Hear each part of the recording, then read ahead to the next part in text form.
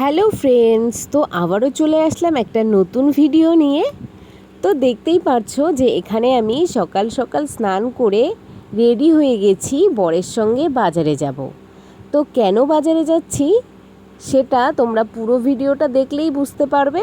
তো স্কিপ না করে পুরো ভিডিওটা দেখতে থাকো। তো এই যে দেখো, এখন আমরা রাস্তা দিয়ে যাচ্ছি। ওহো, গল্প করতে করতে তো ভুলেই গেছি, তোমাদের তো বলাই হয়নি কেন যাচ্ছি আমরা বাজারে। শ্রাবণ মাসের দ্বিতীয় সোমবার, তো মহাদেবকে তো পুজো দিতেই হবে, তাই না? তাই মহাদেব বাবার জন্য টুকটাক কিছু আনতে গিয়েছিলাম। মহাদেব বাবার আশীর্বাদে আমি যা যা জোগাড় করতে পেরেছি সেটা দিয়েই আমি আমার ঠাকুরকে পুজো দেব। বাজার থেকে বাড়ি ফেরার পথে যখন আসছিলাম, তখন এই শনি মন্দিরের কাছে নীলকণ্ঠ ফুলের গাছটা থেকে আমি আর বর দুজনে মিলে নীলকণ্ঠ ফুল তুলে নিলাম মহাদেবের জন্য। তো আমি এই গাছের থেকে প্রায়ই ফুল নিয়ে থাকি, যদি আমি বরের সাথে কোথাও যাই বা মেয়েকে স্কুলে দিতে গেলাম বা কোথাও গেলাম, তো ফেরার পথে ফুলটা নিয়েই আসি। আর মিষ্টির দোকান থেকে ঠাকুরের জন্য সন্দেশ নিয়ে বাড়ি চলে আসলাম। বাড়ি এসেই সব কিছু রেখে ফুল তুলতে চলে গেলাম। তো এখানে প্রায় সব ফুল নিয়েই নিয়েছে অন্যরা, তো আমি গিয়ে শুধু কয়েকটা ফুল পেয়েছি, সাদা ফুল। তারপর এখান থেকে কিছু লাল জবা ছিঁড়ে নিয়ে বাড়ি চলে আসলাম। আর গাছটাকে দেখো কত সুন্দর লাগছে, গাছ ভরে একদম ফুল ফুটে আছে, ভীষণ ভালো লাগছিল দেখতে। এত কিছু করার পর শরীর ক্লান্ত হয়ে গেছিল, এসেই শুয়ে পড়েছি। তারপর আবার শুয়েও রেস্ট নেই।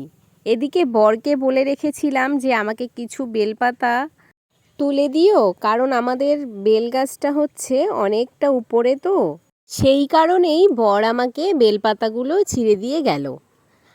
তো এই যে দেখো বেলপাতা তারপর আমার হাতে ধরিয়ে দিল, ধরিয়ে দিয়ে ও কাজে চলে গেল। আর আমি এদিকে ঘরে এসেই একটু সাজগুজু করে নিয়ে, এদিকে আমি আগের থেকেই ঠাকুরের জন্য সব কিছু রেডি করে নিয়েছিলাম আস্তে আস্তে করে। তারপর আমি ঠাকুরকে পুজো দেওয়া শুরু করে দিয়েছি। তো আমার পুজো কমপ্লিট।